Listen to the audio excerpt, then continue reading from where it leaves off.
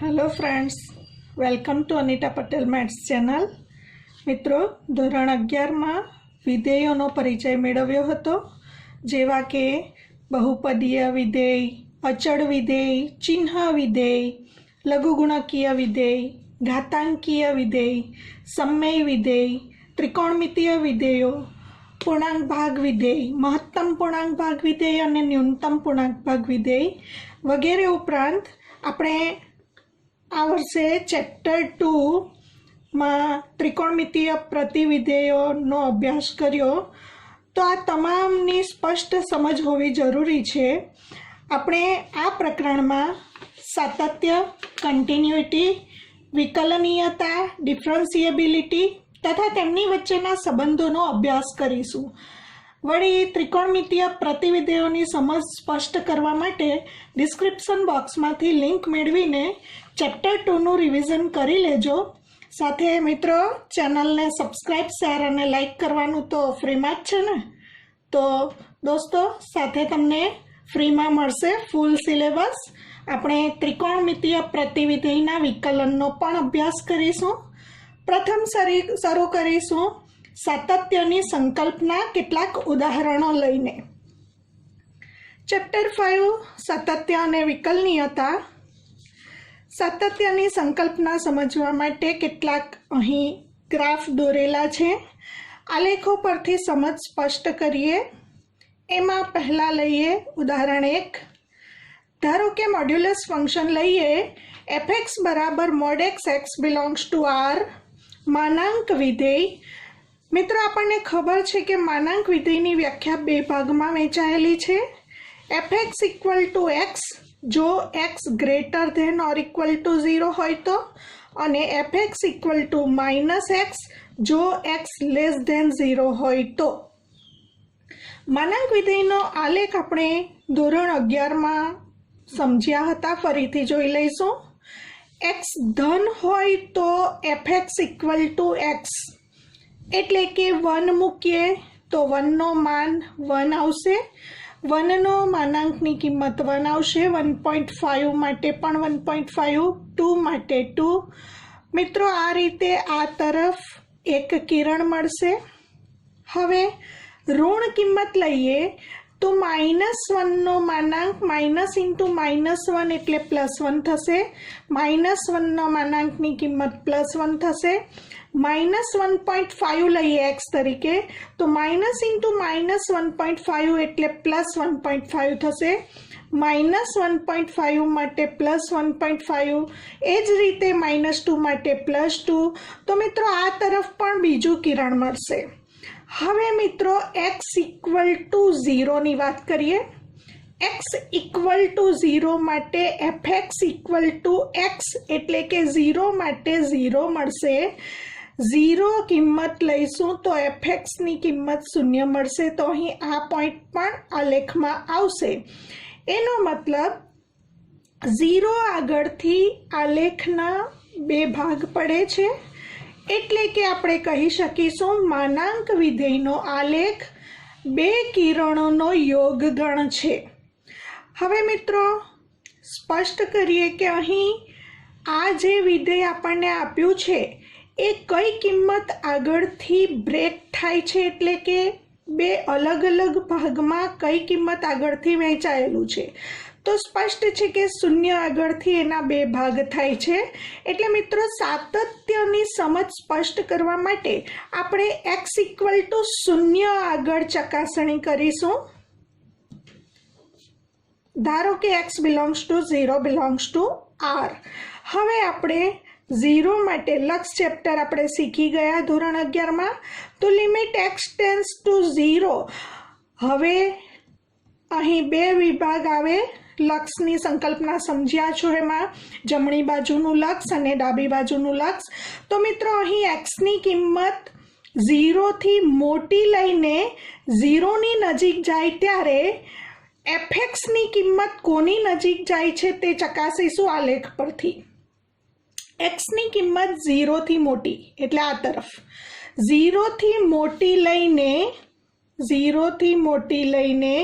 0 તરફ જેમ જેમ xની કિંમત જાય છે તેમ તેમ એફએક્સની કિંમત 0ની નજીક આવતી જાય છે. સેમ એ જ પ્રમાણે એક્સની કિંમત 0થી નાની લઈને જેમ જેમ એક્સ 0ની નજીક જાય છે તેમ તેમ એફએક્સની કિંમત કોની નજીક જાય છે? એક્સની કિંમત 0થી નાની લઈને 0ની વધુને વધુ નજીક જાય છે તેમ તેમ એફએક્સની કિંમત પણ 0ની વધુને વધુ નજીક આવે છે. મિત્રો યાદ કરી લઈએ બે શબ્દો, જમણી બાજુનું લક્ષ અને ડાબી બાજુનું લક્ષ. આપણે શીખી ગયા વિધેયના લક્ષનું અસ્તિત્વ ક્યારે હોય? જ્યારે ડાબી અને જમણી બંને બાજુના લક્ષ અસ્તિત્વ પણ ધરાવતા હોય અને બંનેના મૂલ્ય સમાન પણ હોય ત્યારે વિધેયનું લક્ષ અસ્તિત્વ ધરાવે છે એમ કહીશું. તો અહીં આપણે બે લક્ષ શોધીશું, limit x tends to 0 plus f x અને limit x tends to 0 minus FX.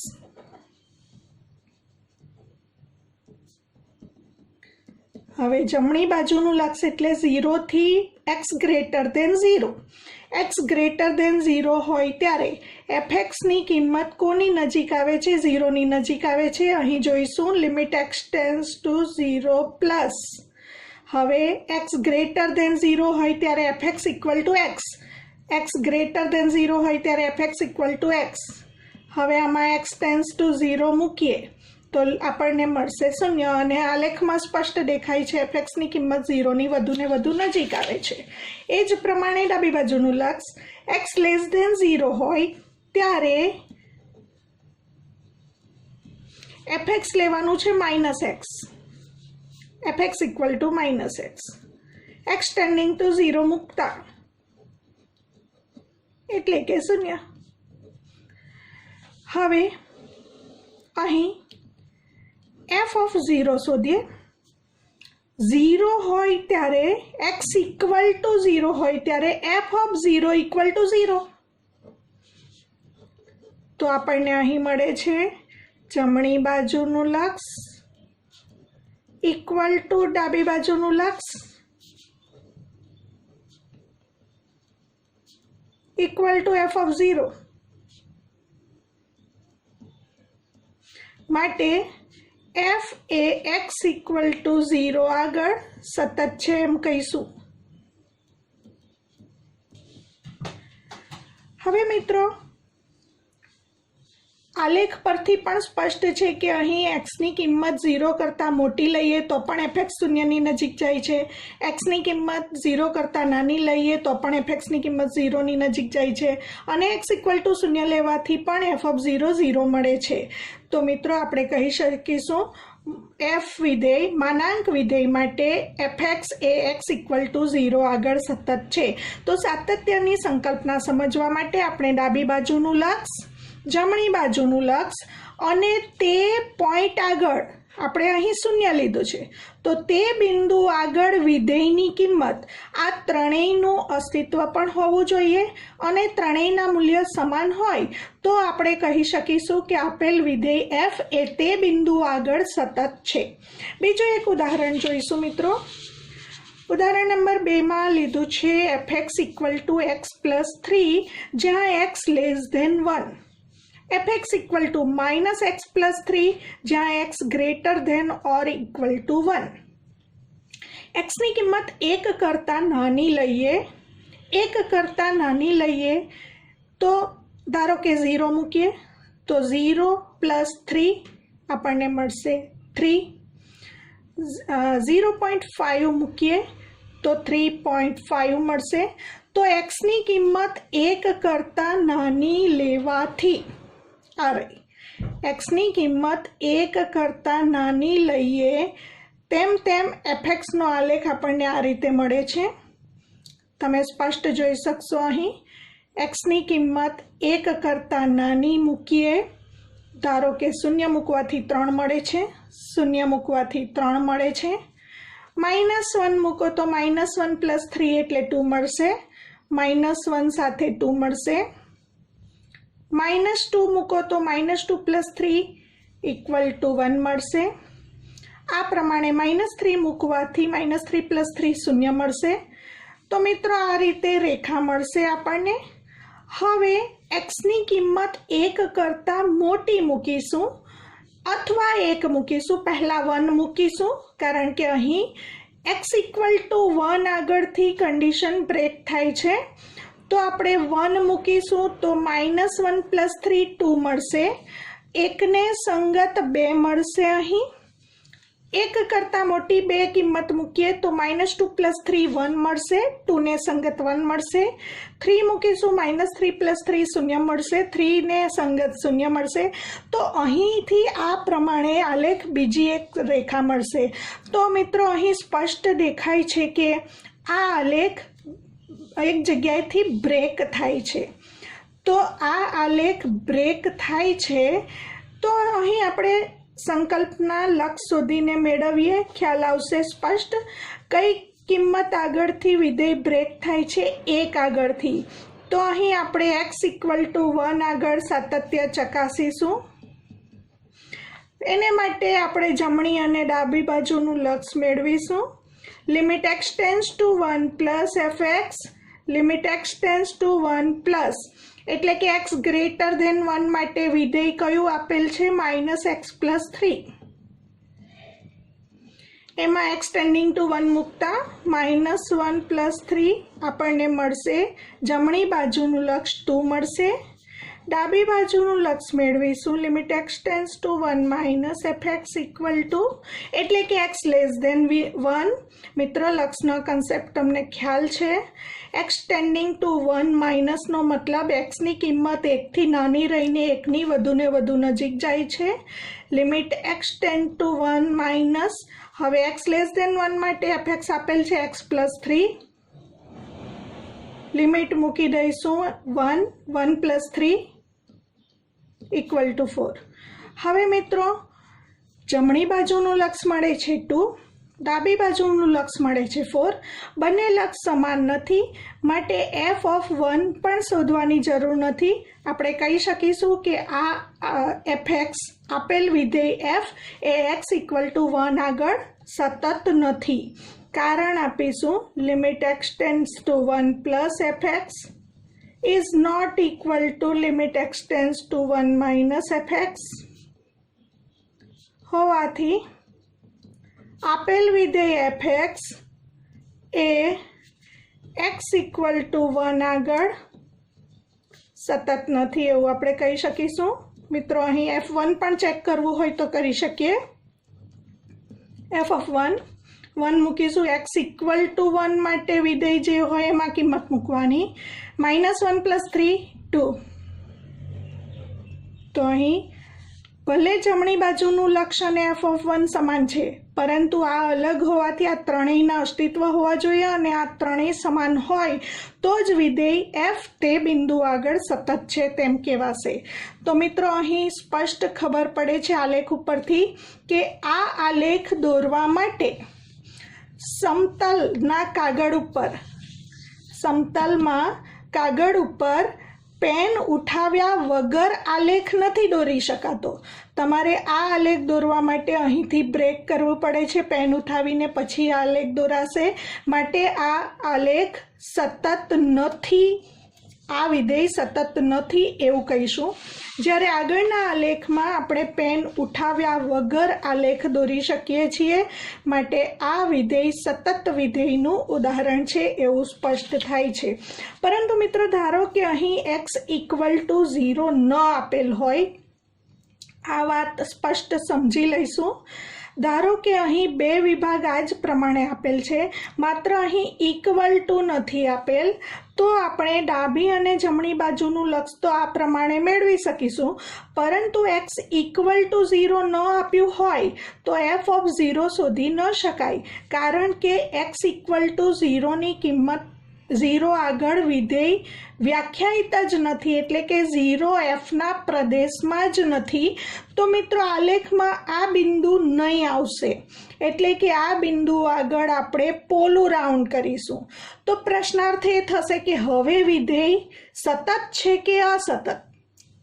તો મિત્રો ખાસ ધ્યાન રહે, આ કિંમત જો પ્રદેશમાં જ ન હોય તો આપણે ભલે અહીં આલેખ દોરતી વખતે આમ દોર્યા પછી અહીં બ્રેક થશે, પરંતુ એ કિંમત પ્રદેશમાં જ ન હોવાથી આપણે કહીશું કે એ વિધેય પણ સતત વિધેયનું જ ઉદાહરણ છે, કારણ કે એમાં ડાબી અને જમણી બાજુનું લક્ષ તો સમાન જ મળશે. માત્ર f(0) આપણે ન શોધી શકીશું, કારણ કે ધારો કે અહીં x=0 માટે ન આપ્યું હોય વિધેય, તો f(0) ન શોધી શકાય, કારણ કે પ્રદેશમાં જ નથી. તો જે કિંમત પ્રદેશમાં નથી ત્યાં જ માત્ર પેન ઉઠાવવી પડશે, તો પણ એ સતત વિધેયનું જ ઉદાહરણ થશે. ત્રીજું એક ઉદાહરણ જોઈશું. f from r to -1 0 1 fx = -1 x less than 0 +1 x greater than 0 હોય તો, અને fx = 0 જો x = 0 હોય તો. જી હા મિત્રો, સમજી ગયા હશો કે આ કયા વિધેયનું ઉદાહરણ છે. ચિહ્ન વિધેય સાઇનમ ફંક્શનનું આ ઉદાહરણ છે. એનો આલેખ જોઈએ તો એક્સની કિંમત, પહેલાં તો એ જોઈ લઈએ કે અહીં વિધેય fx કઈ કિંમત આગળથી એની કન્ડિશન બ્રેક થાય છે. તો 0 આગળથી બ્રેક થાય છે. 3 ભાગમાં વહેંચાયેલું છે વિધેય. x લેસ દેન 0 હોય તો fxની કિંમત -1 છે. x ઋણ હોય ત્યારે fxની કિંમત -1 છે. x ધન હોય ત્યારે fxની કિંમત 1 છે. x ગ્રેટર દેન 0 હોય ત્યારે fx = 1 અને x = 0 હોય ત્યારે 0 છે. x = 0 હોય ત્યારે 0 છે. તો મિત્રો આલેખ અહીં આ પ્રમાણે મળશે. આ આલેખ, આ પોઈન્ટ પણ આલેખમાં આવશે અને આ પણ આલેખમાં આવશે. એનો મતલબ કે અહીં 2 વખત આપણે પેન ઉઠાવવી પડે છે. આ આલેખ દોરીશું, પછી પેન ઉઠાવીશું, અહીં પોઈન્ટ મૂકીશું, ફરી પેન ઉઠાવીશું અને આ આલેખ દોરીશું. તો સ્પષ્ટ છે કે આ સતત વિધેય નથી એવું કહીશું. હવે ગાણિતિક પરિભાષામાં સ્પષ્ટ સમજી લઈએ. ડાબી અને જમણી બાજુનું લક્ષ શોધીને લિમિટ 0 આગળ સાતત્ય ચકાસવાનું છે એવું આપણે સ્પષ્ટ સમજી શકીએ છીએ, કારણ કે 0 આગળથી વિધેય અલગ અલગ ભાગમાં વહેંચાયેલું છે. હવે limit x tends to 0 plus fx = limit x tends to 0 plus x greater than 0. આનો મતલબ છે x ગ્રેટર દેન 0 હોય ત્યારે fx = 1 આપેલું છે, તો fx = 1. અને મિત્રો આપણે શીખી ગયા કે અચળ વિધેયનું લક્ષ અચળ વિધેય પોતે હોય છે, તો 1 મળશે. હવે ડાબી બાજુનું લક્ષ મેળવીશું. Limit x tends to 0 minus fx = limit x tends to 0 minus. હવે x લેસ દેન 0 હોય ત્યારે fx = -1 છે, તો fx = -1 મૂકીશું અને ફરી પાછું અચળ વિધેયનું લક્ષ અચળ વિધેય પોતે હોવાથી -1 જ આવશે. હવે આ લક્ષ અને આ લક્ષ બંને અલગ અલગ છે, માટે ફરીથી આપણે લખીશું limit x tends to 0 plus fx અને f(0) આગળ મિત્રો 0 છે. અહીં f(0) = 0. અહીં ત્રણેય આન્સર અલગ અલગ છે. Limit x tends to 0 plus fx is not equal to limit x tends to 0 minus fx is not equal to f(0) હોવાથી f એ x = 0 આગળ સતત નથી તેમ કહીશું. ચોથું ઉદાહરણ સમજીશું. fx = floor x, bracket x પણ કહેવાશે. x બિલોંગ્સ ટુ r, અથવા એને બીજી રીતે આપણે પ્રદેશ અપ્રદેશ સાથે ઉલ્લેખ કરીએ તો f from r to z fx = floor x, bracket x. એને આપણે ફ્લોર ફંક્શન તરીકે ઓળખતા હતા, ધોરણ 11માં શીખી ગયા. એને આપણે મહત્તમ પૂર્ણાંક ભાગ વિધેય તરીકે પણ ઓળખીએ છીએ. અને મિત્રો એનો આલેખ આપણે સમજી લઈએ, ધોરણ 11માં સમજ્યા હતા. હવે પ્રદેશ r હોવાથી આપણે 0 અને 1 વચ્ચેની કિંમતો લઈએ. તો આપણે શીખી ગયા, ધારો કે અપૂર્ણાંક કિંમત હોય 0.7, તો 0.7ના બ્રેકેટનો આન્સર 0 આવે. 0.8ના બ્રેકેટનો આન્સર પણ 0 આવે. કહેવાનો અર્થ 0 અને 1 વચ્ચેની તમામ વાસ્તવિક સંખ્યાઓ માટે ફ્લોર એક્સનો આન્સર 0 આવશે. तो 0 અને 1 વચ્ચેની તમામ વાસ્તવિક સંખ્યાઓ માટે બ્રેકેટ એક્સનો આન્સર 0 આવશે, એટલે 0 આગળ આ રીતે ડાર્ક પોઈન્ટ થશે। હવે 1 અને 2 વચ્ચેની તમામ વાસ્તવિક સંખ્યાઓ, ધારો કે 1.5નો બ્રેકેટ પણ 1, 1.7નો બ્રેકેટ પણ 1, 1.85નો બ્રેકેટ પણ 1, તો 1 અને 2 વચ્ચેની તમામ વાસ્તવિક સંખ્યાઓ માટે 1 આન્સર આવશે, એટલે 1 આગળ ડાર્ક પોઈન્ટ કરીશું અને આ રીતે બતાવીશું। સેમ એ જ પ્રમાણે 2 અને 3 વચ્ચેની વાસ્તવિક સંખ્યાઓ માટે ફ્લોરેક્સનો આન્સર 2 આવશે। સેમ એ જ પ્રમાણે 3 અને 4ની તમામ વાસ્તવિક સંખ્યાઓ માટે ફ્લોરેક્સનો આન્સર 3 આવશે। એ જ પ્રમાણે આ રીતે આલેખ મળશે। તો મિત્રો સ્પષ્ટ છે કે આપણને આલેખ દોરવા માટે અહીં પેન્સિલ ઘણી બધી વખત ઉઠાવવી પડે છે। કાગળના સમતલમાં આલેખ દોરવા માટે ઘણી વખત પેન ઉઠાવવી પડે છે, માટે આ સતત નથી એવું કહી શકાય। તો આ વિધેય સતત નથી। એવું જ આગળના વિધેયમાં પણ આલેખ દોરવા માટે આપણે એક વખત, બીજી વખત અને ત્રીજી વખત 3 ભાગમાં વહેંચાયેલ છે આલેખ, માટે પેન ઉઠાવવી પડે છે, માટે અસતત વિધેયનું ઉદાહરણ છે એવું કહી શકીશું। મિત્રો આ આલેખને સમજ્યા અને એની ગાણિતિક પરિભાષામાં સમજ આપીએ તો અહીં પ્રદેશ આર હોવાને કારણે પ્રદેશ આરમાંથી એક્સની કિંમત ધારી લઈશું। એ ધારો કે x = n બિલોંગ્સ ટુ આર। હવે આપણે લઈશું limit x tends to n plus fx મેળવીશું અને પછી મેળવીશું limit x tends to n minus fx equal to limit x tends to n plus fx is equal to floor x, અહીં પણ fx ઇક્વલ ટુ ફ્લોરેક્સ। હવે મિત્રો સ્પષ્ટ સમજીશું, જરા ધ્યાન આપશો। એક્સની કિંમત n કરતાં મોટી અને nની નજીક, કારણ કે ટેન્સ ટુનો મતલબ શીખી ગયા, nની વધુ ને વધુ નજીક। એક્સની કિંમત n કરતાં મોટી અને nની નજીક એટલે કોની કોની વચ્ચે? n અને n+1ની વચ્ચે છે એવું કહી શકાય। તો અહીં કારણ આપીશું, એક્સની કિંમત n કરતાં મોટી અને nની વધુ નજીક એટલે n કોની કોની વચ્ચે આવશે? n અને n+1ની વચ્ચે આવશે। અને મિત્રો આ પ્રમાણે હોય ત્યારે આપણે ફ્લોરેક્સનો આન્સર શીખી ગયા। આ તરફ હોય જે એ આન્સર આવશે ધન કિંમત માટે। તો અહીં ફ્લોરેક્સનો આન્સર આ n આવશે, તો અહીં આવશે n limit x tends to n plus n અને અચળ વિધેયનું લક્ષ અચળ વિધેય પોતે, તો અહીં આન્સર આવશે n। હવે x ટેન્ડ્સ ટુ n માઇનસનો મતલબ xની કિંમત n કરતાં નાની અને nની વધુ નજીક। n કરતાં નાની અને nની નજીક એટલે કોની કોની વચ્ચે આવશે? n-1 અને nની વચ્ચે આવશે। તો આપણે અહીં કહી શકીશું n-1 less than or equal to x less than n હોય ત્યારે ફ્લોરેક્સનો આન્સર આ તરફ જે હોય તે આવશે, એટલે n-1 આવશે।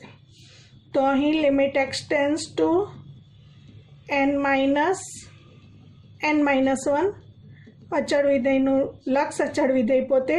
તો મિત્રો જમણી બાજુનું લક્ષ મળે છે n અને ડાબી બાજુનું લક્ષ મળે છે n-1, બંને સમાન નથી માટે વિધેય સતત નથી। તો limit x tends to n minus fx is not equal to limit x tends to n plus fx હોવાથી fx equal to florex for every x equal to n belongs to r આગળ અસતત છે એવું કહીશું।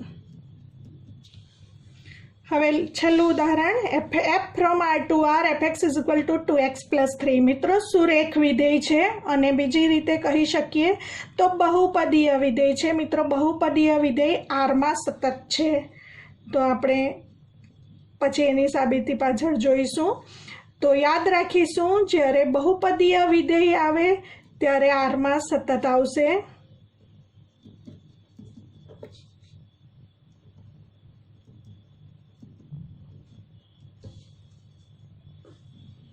તો મિત્રો આપણે ઉદાહરણ લઈને સમજ્યા કે સતત વિધેય ક્યારે કહેવાય અને સતત નથી એવું ક્યારે કહી શકાય?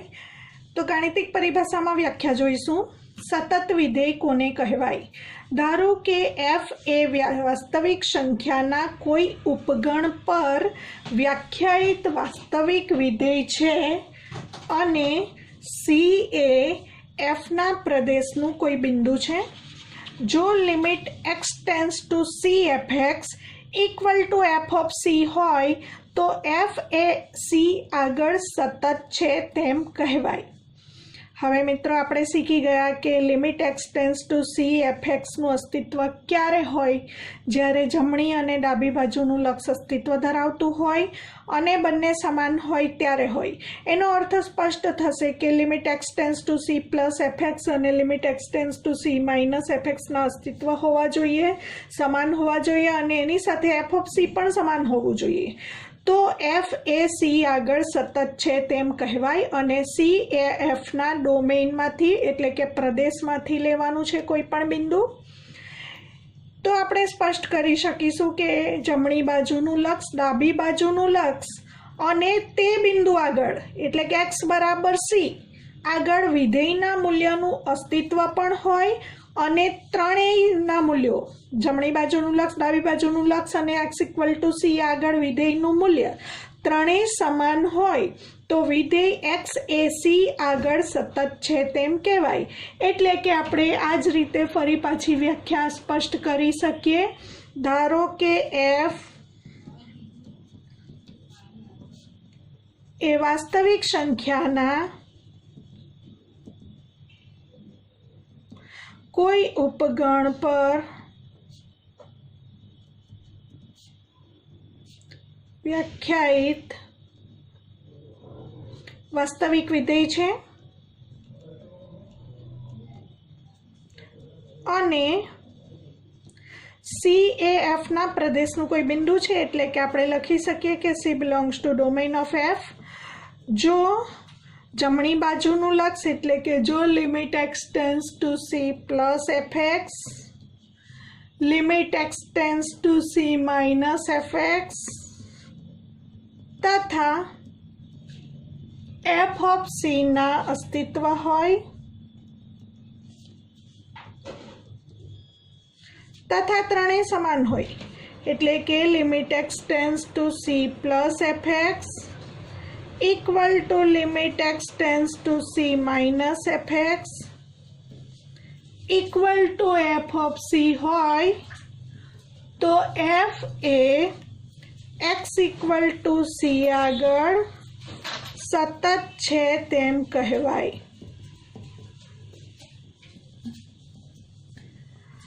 મિત્રો હવે કોઈ બિંદુ આગળ સાતત્યની વાત કરીશું કે કોઈ એક વિધેય એવું છે કે પ્રદેશ પરના દરેક બિંદુએ સતત છે તો આપણે કહીશું કે આખું વિધેય સતત વિધેય છે તેમ કહેવાશે.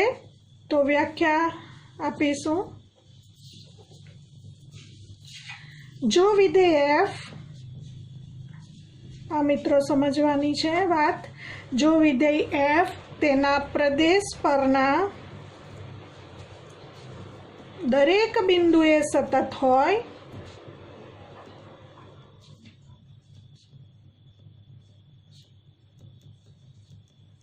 તો f સતત વિધેય છે તેમ કહેવાશે.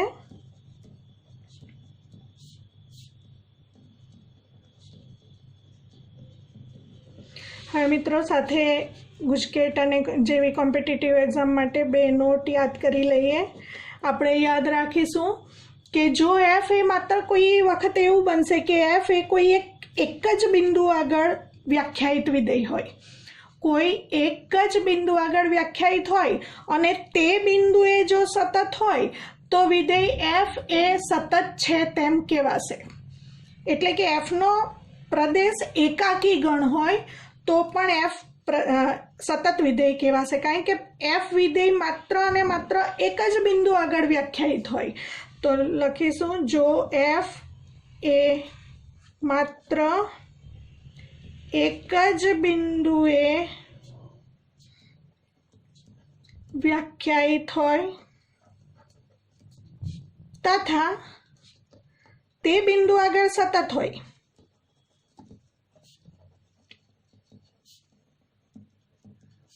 તો f સતત વિધેય કહેવાશે। બીજી એક નોટ કરી લઈશું કે f સતત નથી તે ક્યારે કહેવાશે। જો f એ c આગળ સતત ન હોય તો f ને c આગળ અસતત છે તેમ કહીશું।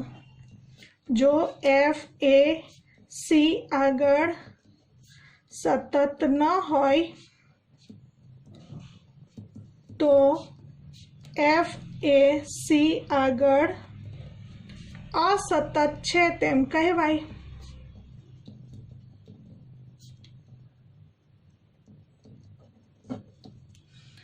તો મિત્રો આપણે સાતત્યની સંકલ્પના કેટલાક ઉદાહરણો અને આલેખ દ્વારા સ્પષ્ટ કરી। હવે નેક્સ્ટ વિડીયોમાં આપણે સતત વિધેયોનું બીજગણિત સમજીશું।